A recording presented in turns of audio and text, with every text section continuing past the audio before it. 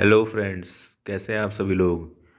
आज का topic start करने से पहले आप सभी से एक सवाल पूछना चाहूँगा मैं कि आप सभी लोगों की जॉब कैसी चल रही है इस कोविड-19 महामारी के टाइम में। क्योंकि इस कोविड-19 की वजह से लॉकडाउन हुआ और लॉकडाउन में कई लोगों की नौकरियां चली गई। कई लोग बेरोजगार हो गए और इधर उधर नौकरी ढूंढ रहे हैं, लेकिन ढंग की नौकरी मिल नहीं पा रही है। तो आज का टॉपिक इसी पर है कि अपनी जॉब को कैसे सिक्योर कर सकें हम। कंपनी में हमारा वर्किंग नेचर या एटीट्यूड हमारा कैसा होना चाहिए कि हमारी जॉब सिक्योर रहे और हमारे को अच्छे अच्छे पर्क्स इंसेंटिव्स भी मिलें। तो दोस्तों, अगर आपको लगता है कि आपकी जॉब खतरे में है तो ये वीडियो एंड तक ज़रूर देखें। ये वीडियो आपके लिए ज़रूर हेल्प करेगा कुछ ना कुछ, क्योंकि इसमें मैं कुछ ऐसे पॉइंट्स कवर करूँगा, ऐसे पॉइंट्स के बारे में बताऊँगा जो कि बहुत हेल्पफुल रहेंगे। एक तरीके से समझ लीजिए गुरु मंत्र हैं जो प्राइवेट जॉब में, अगर एक बार प्राइवेट जॉब लग जाए तो उसको बचाने के लिए बहुत काम आते हैं। दोस्तों, जो भी मैं पॉइंट्स बताऊंगा ये ऐसा नहीं है कि खाली प्राइवेट जॉब में ज़रूरी है। गवर्नमेंट हो चाहे प्राइवेट हो, हमारे नेचर में ये पॉइंट्स होने बहुत ज़रूरी हैं, ताकि जहाँ पर हम काम कर रहे हैं वहाँ पर अपनी एक प्रतिष्ठा बना सके, अपनी एक पर्सनैलिटी बना सके, लोगों के सामने अपनी स्किल्स को दिखा सकें और साथ में काम कर रहे हैं उन तमाम लोगों के बीच में अपनी वैल्यू बना सकें। तो चलिए स्टार्ट करते हैं आज का वीडियो। दोस्तों, प्राइवेट कंपनी को ज्वाइन करने से पहले कंपनीज़ का या वहाँ पर काम कर रहे पुराने लोगों का नेचर समझना बहुत ज़रूरी है। क्योंकि हमें पता होना चाहिए कि हम किस टाइप की कंपनी में काम कर रहे हैं और वहाँ का लोगों का नेचर कैसा है। मैं अच्छी एमएनसीज कंपनी की बात नहीं करूँगा, क्योंकि वहाँ का वर्किंग एनवायरनमेंट बहुत अच्छा होता है और पर्सनल डेवलपमेंट भी होता है, सारी फैसिलिटीज़ भी मिलती हैं। मैं बात करूँगा लाला टाइप प्राइवेट लिमिटेड कंपनी की, या वो कंपनियां जिनका turnover up to 50 crore per year होता है। क्योंकि लाला टाइप कंपनीज़ में वर्कलोड भी ज़्यादा होता है और सैलरी इंक्रीमेंट भी बहुत कम होते हैं, या स्टार्टिंग में सैलरी भी बहुत कम ऑफर करते हैं। जबकि इंटरव्यू के टाइम में दुनिया भर की बात करेंगे, हमारी कंपनी में ये है, हमारी कंपनी में वो है, जबकि रियलिटी ये है कि ये कंपनीज ज्वाइनिंग लेटर तक नहीं देती। बाकी चीज़ों का मिलना तो बहुत दूर की बात है। तो सबसे पहले मुझे लगता है कि इंटरव्यू के टाइम में कंपनी से क्या क्या एश्योरिटी ले लेनी चाहिए, इस पर बात करनी चाहिए हमको। क्योंकि ज्वाइनिंग के बाद ये लोग कल कल कल करके टालते रहते हैं और एक दो मंथ बाद हम खुद पूछना भूल जाते हैं, या हम भी सोचते हैं चलो नौकरी लग गई है, इतना ही बहुत है। तो सबसे पहले यदि आप सेलेक्टेड हैं तो अपनी सैलरी के ऊपर थोड़ा सा स्ट्रिक्ट रहें। आई मीन टू से, जितना चाहिए उस पर स्ट्रिक्ट रहें। जब एचआर सैलरी पर डिस्कशन कर रहा हो तब स्ट्रिक्ट रहने का मतलब इतना भी नहीं है कि जॉब ही ना मिले।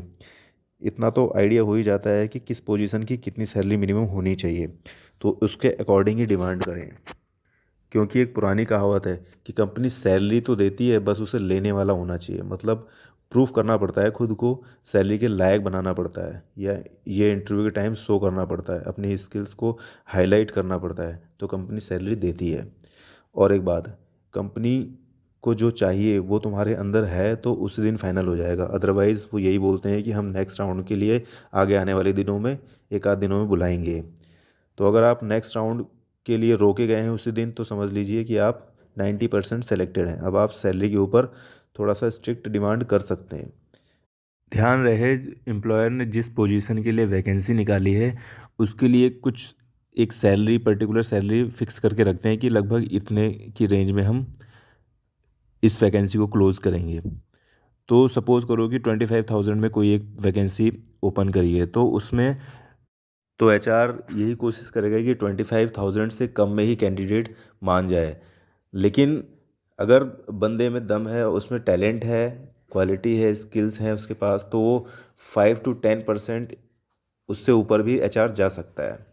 कुछ बातें और भी हैं, जैसे कि कैंडिडेट को प्रोबेशन पीरियड में कितने टाइम तक रखा जाता है, और मिनिमम इंक्रीमेंट क्राइटेरिया कितने का है, और खुद की रिस्पॉन्सिबिलिटी और वर्क टाइमिंग के बारे में ज़रूर पूछें।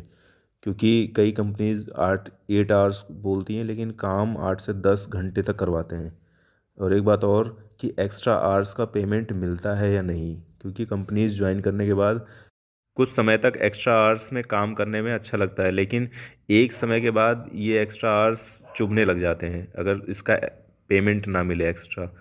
तो ये बातें तो क्लियर हो गई कि इंटरव्यू के टाइम में क्या क्या पॉइंट्स पूछने चाहिए। अगर और भी कोई क्वेरी आपके माइंड में है तो आप पूछ सकते हैं, मैं रिप्लाई ज़रूर करूँगा।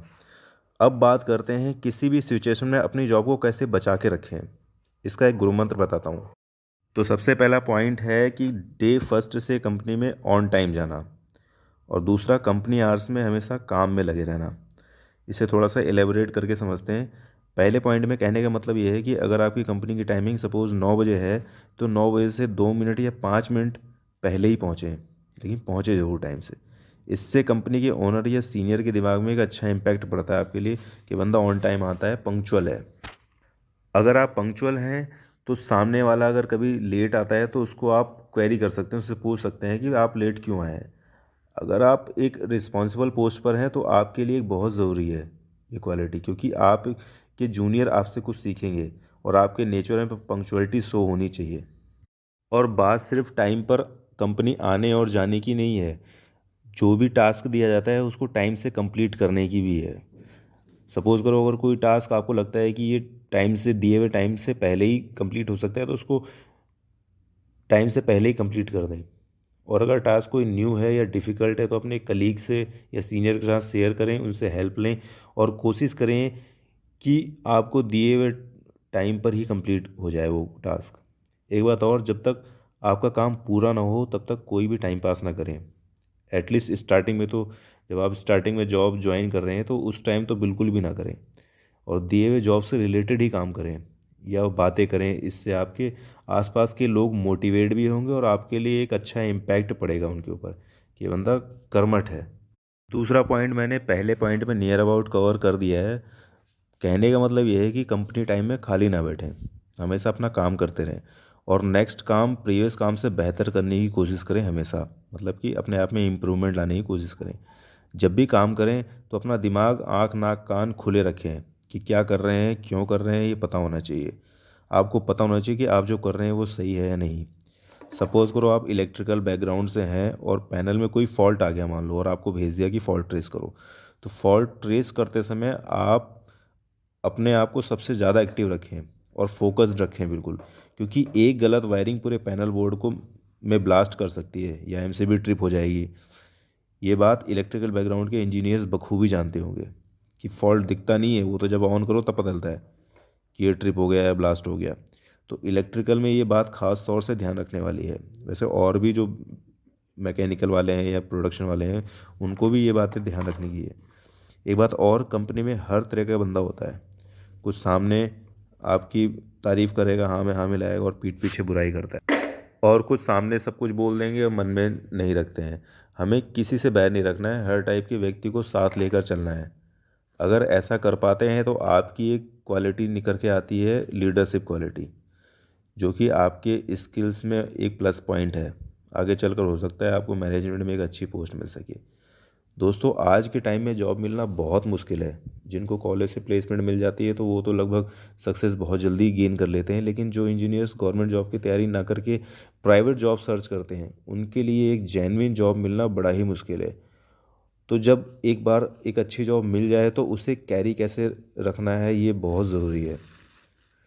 जो पॉइंट्स मैंने शेयर करे हैं ये पॉइंट बहुत ही इंपॉर्टेंट है। अगर आप फॉलो इनको कर पाते हैं तो अब आप अपनी जॉब को हमेशा सेव कर पाएंगे। बाकी आपका नेचर अच्छा है और टैलेंट है तो स्लोली स्लोली आपकी वैल्यू खुद ब खुद बढ़ जाएगी, और कंपनी वैसे भी बाहर नहीं करेगी आपको, क्योंकि कोई भी कंपनी वैल्यूएबल एम्प्लॉय को बाहर कभी भी नहीं भगाती है, क्योंकि वो बार बार एक नया एम्प्लॉय रखकर उसमें इन्वेस्ट करे और उसको जांचे परखे, ये काम बार बार नहीं करती कंपनी। तो दोस्तों, बेफिक्र होकर अपनी जॉब करें, टेंशन बिल्कुल भी ना लें, क्योंकि स्ट्रेस से और भी काम ख़राब होते हैं। चेयरफुल अपनी जॉब करें, नई नई स्किल सीखते रहें और टेक्निकल फील्ड में जो भी नए नए चैलेंजेस आते हैं उससे भागे नहीं, उनका सामना करें। यकीन माने यही चैलेंजेस आपका एक अच्छा एक्सपीरियंस बनाते हैं। तो जितने ज़्यादा चैलेंजेस आप एक्सेप्ट करेंगे, उनको सॉल्व करेंगे, उतना ही आपका एक्सपीरियंस और अच्छा होता जाएगा। लोगों के लिए आप एक मिसाल बन जाएंगे। तो हमेशा चैलेंजेस को एक्सेप्ट करना है और अपना एक्सपीरियंस को निखार के सबके सामने रखना है। तो दोस्तों, ये था आज का टॉपिक।